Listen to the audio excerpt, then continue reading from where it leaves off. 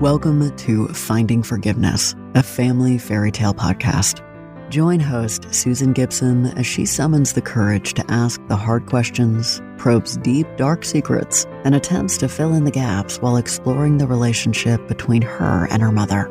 Discover the magic of self-discovery, relationship exploration, and the profound journey of forgiveness. Now, your host, Susan Gibson.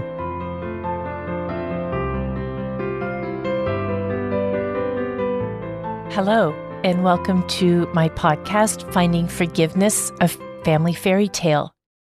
Have you ever wished that you had celebrated a loved one's life before they passed away? I wish I'd had that wherewithal to do so with my mother, that deep acknowledgement and appreciation and admiration of a full life that she lived. But I didn't. I didn't do it before she died.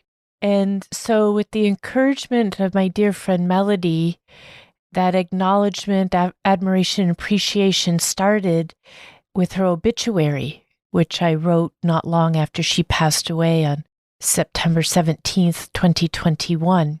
And from her obituary, I started to plan her celebration of life ceremony, which took place a month after she passed. I'm so grateful I had the month.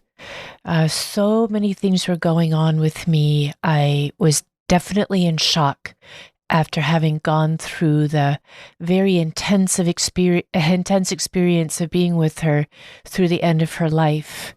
And I felt like I was walking in mud every day. It took so much effort, pulling one foot out of the mud and pushing it down into the mud as I made my way through that first month following her death. I also realized that while my mother was a very gregarious person, loved to tell stories, loved to include everybody in her storytelling, loved to gossip, loved to give her opinion about political events and happenings from local government all the way to federal government. She was an intensely private person when it came to her personal, heartfelt stories. And she divvied those out with such discretion in such rare moments that I knew I needed to somehow seek permission to share her stories and our story more broadly.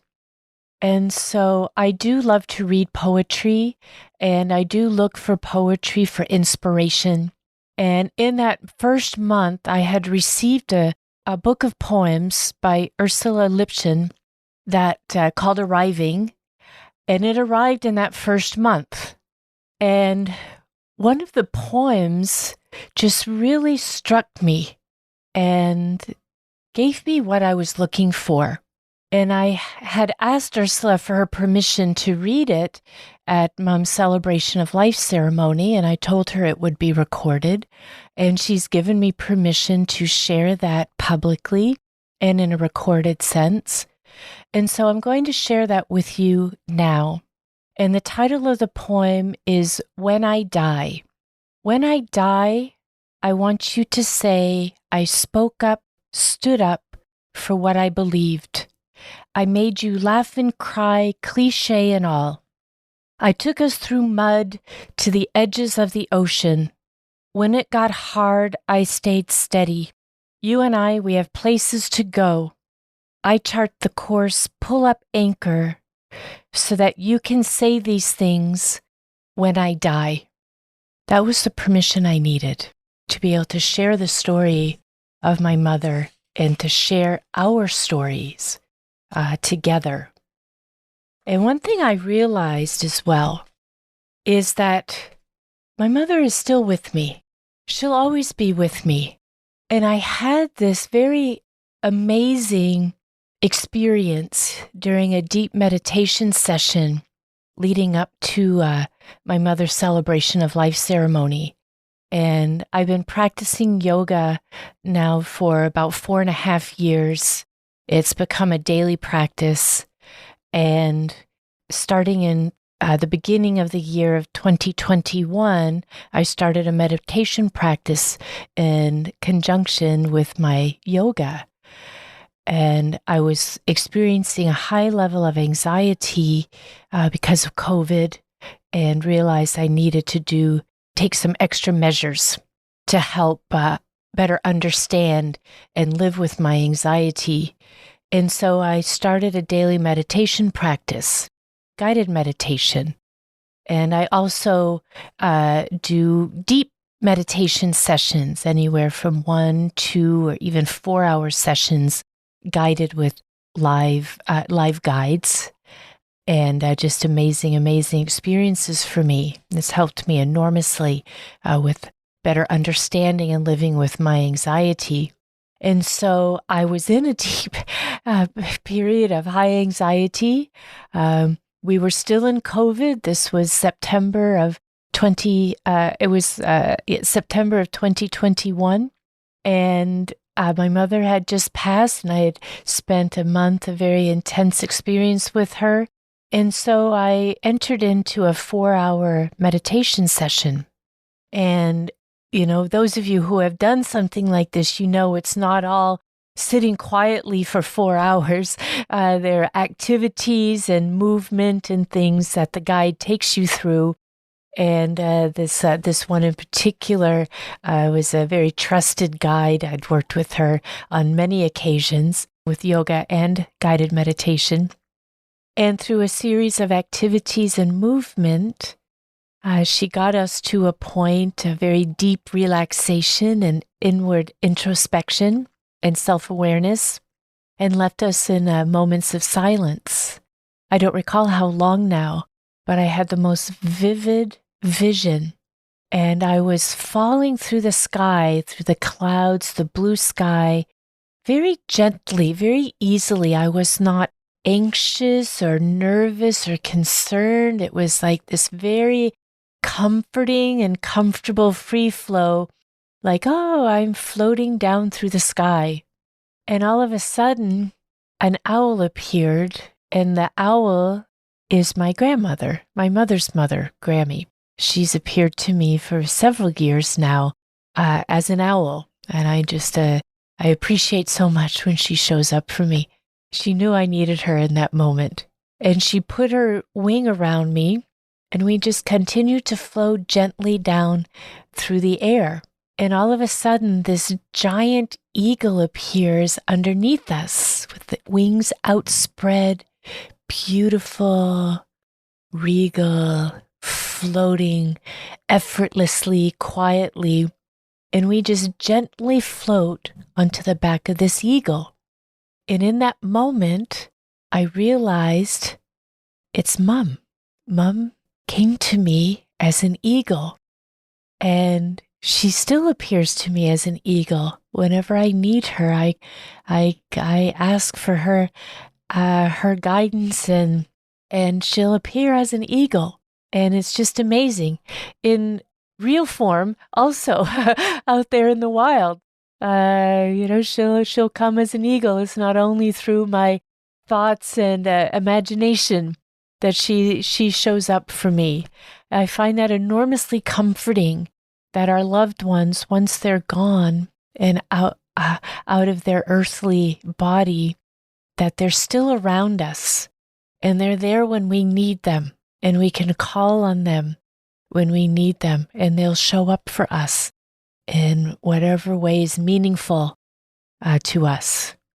And so I want to share with you some of the things that I learned from my mother, and these were things that I learned in retrospecting about our life together when I was preparing for her celebration of life back in 2021.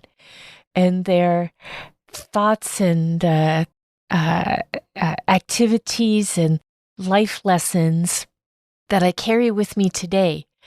I didn't realize how embedded they were in me until I started this exercise of that deep appreciation and acknowledgement and admiration of my mother's life.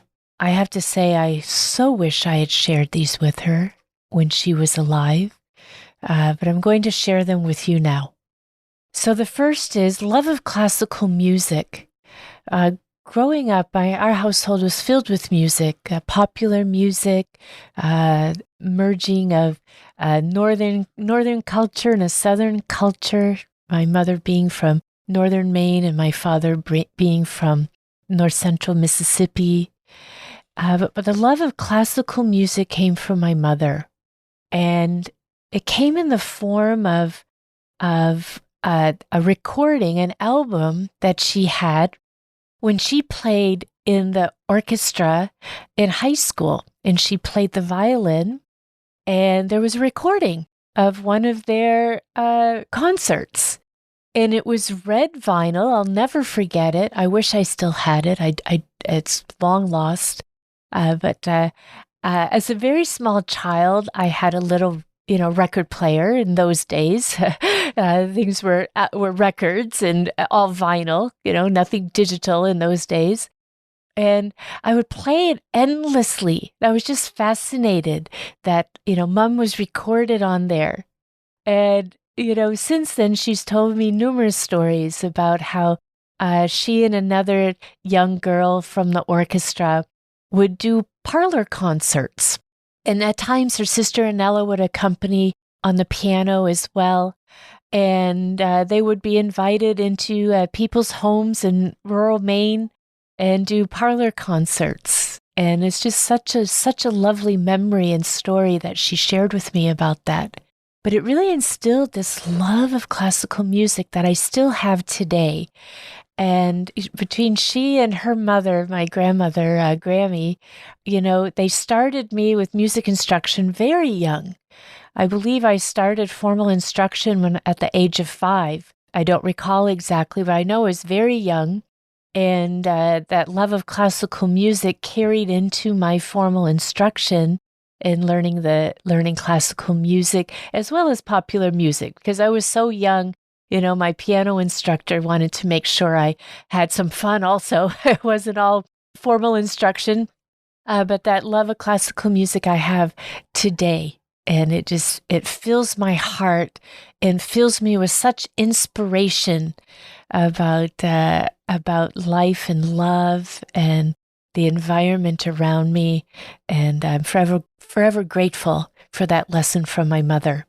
The second one is dress for the job at hand.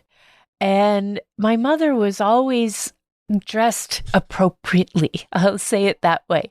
When she was home doing her home chores, she had on her casual clothes, sweatshirts and slacks and things like that.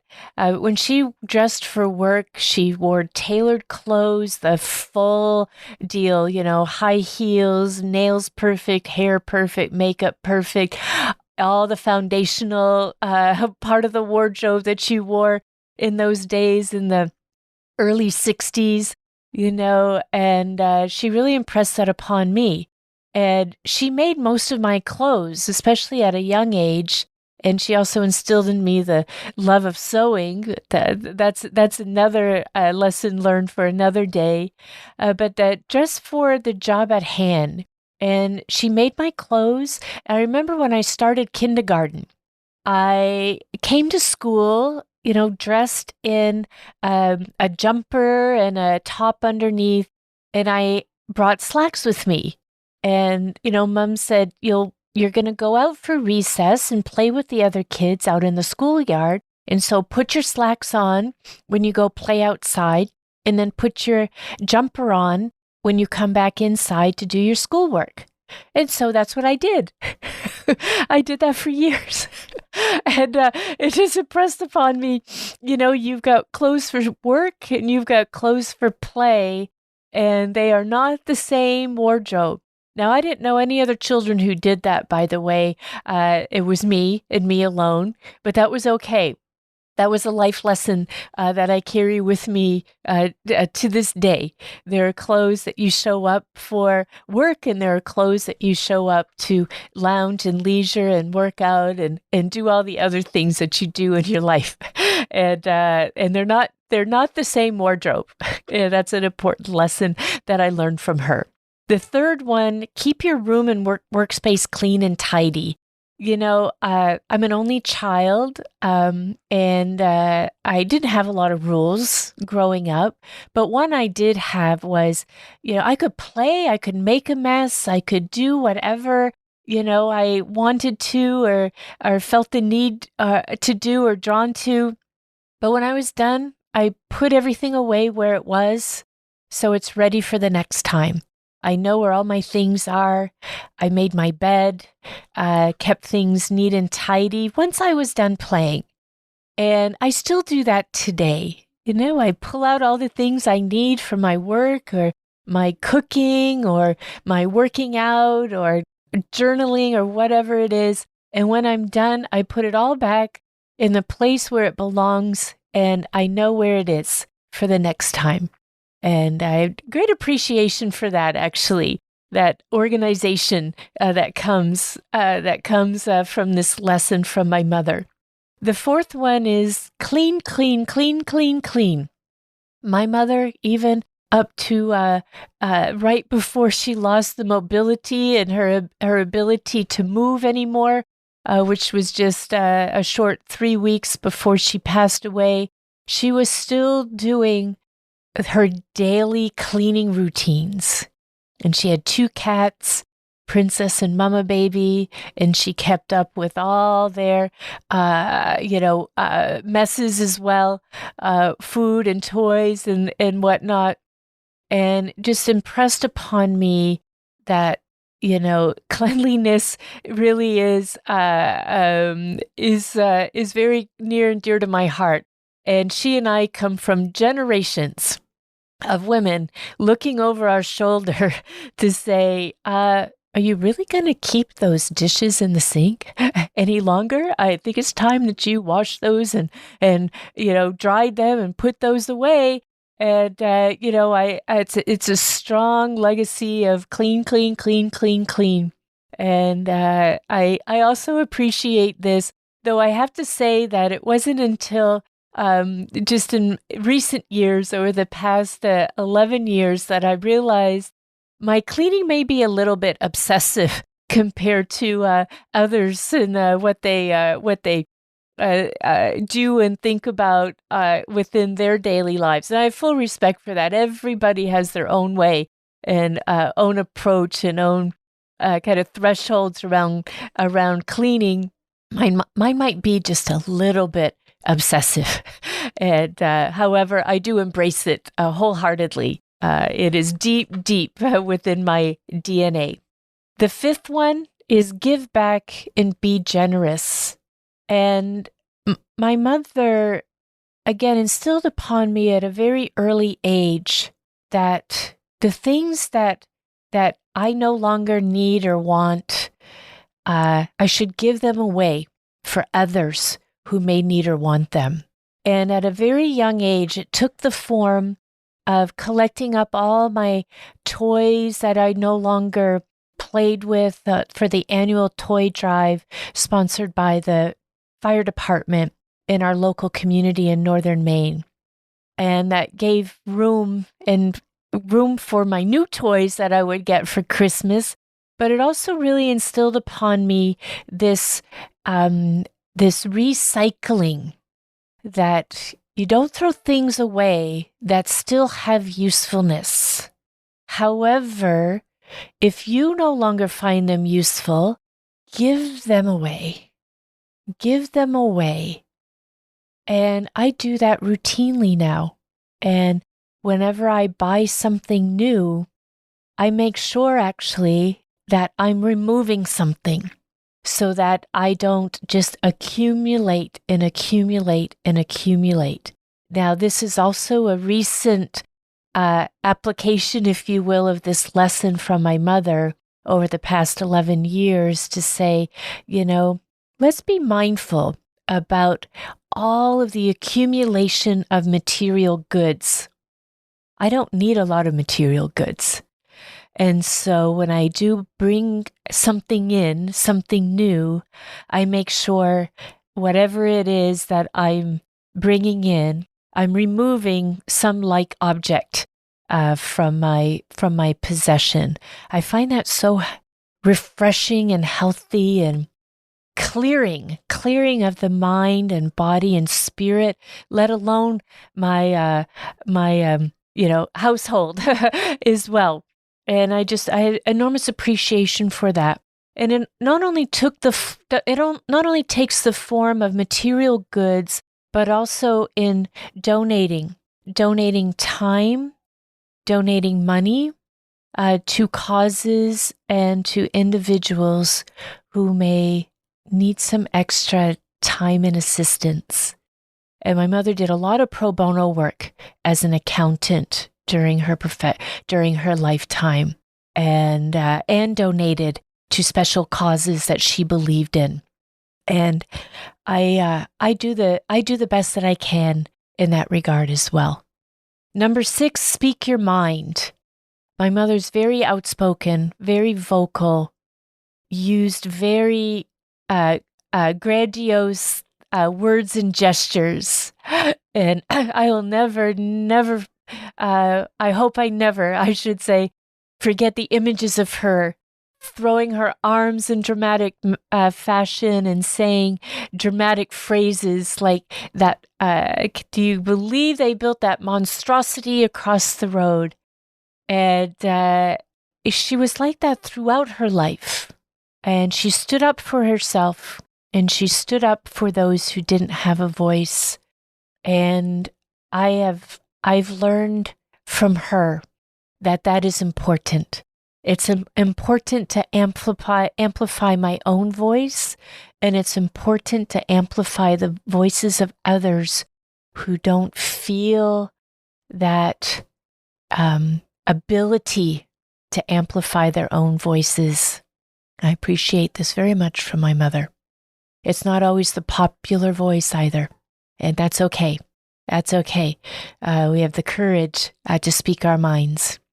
And then lastly, and most importantly, be present. Throughout the life with my mother, throughout all of our trials and tribulations, what I realized is that to have a meaningful relationship with my mother meant living it in the moment. It became particularly poignant in her 30 years living with a debilitating disease such as rheumatoid arthritis, then osteoarthritis coming in, and congestive heart failure coming in. And I do believe that really shined a light on her need to be in the moment, to live life to its fullest in the moment and be present. And in order to have that deep, fulfilling relationship, I needed to accept that as one of the ground rules of our relationship. That there would be no rehashing of the past. There would be no opening to ask the why questions. That there would be no grandiose plans for the future. There was enough planning to take care of your business in the here and now, and no more. That was all that there was going to be. That there'd be no dwelling in the past, no what-if scenarios. If only we could go back. There was no going back. That's been a very important lesson for me with my mother. No going back. We cannot rewrite the past. As much as in our mind we say to ourselves, if we could only go back to X, this point or moment or experience in the past, guess what? We cannot do that. We've got to look at our life as this point forward. What am I going to do in this moment? And even though I heard her stories again and again and again, every experience brought something new. Every telling of the same story brought something new. It was a new situation, a new life experience brought in, a new emotion, a new word that was brought in, and the relationship between the two of us in that moment had changed as well from the previous time that I had heard that story. And I learned so much about myself in those moments. And I learned so much from her in those moments. And I learned so much about us in those moments. I cherish those moments to this day. And I do my best to be present and live my life in the moment, taking care of the business that needs to be taken care of for the future, absolutely. But being present, don't let that distract me. Don't dwell on what happened in the past. Don't let that distract me, but stay focused on each moment of every day. And I'm grateful. I'm grateful for that lesson from my mother. So I invite you to celebrate the life of a loved one before they die. I wish I had had that with my mother. I wish I'd gone through all of these things that I've shared with you today. I wish I had talked to her about all of these things when she was alive. You know, I truly wish that. So I wish that for all of you as well. You know, perhaps there's a poem that you've read or a poem that you've written that gives you that permission to open up that conversation around the celebration of a life. Maybe it opens up the conversation of sharing experiences that may be difficult to share.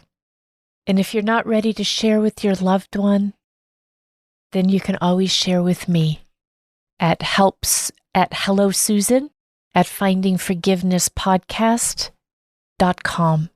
Thank you for being with me today and listening to my podcast, Finding Forgiveness, a Family Fairy Tale. I welcome your comments. Until next time, I'm Susan Gibson, signing off with gratitude and appreciation. Thank you. Thank you for listening to Finding Forgiveness, a Family Fairy Tale podcast. To continue the conversation, visit findingforgivenesspodcast.com and send an email to hellosusan@findingforgivenesspodcast.com to share your story.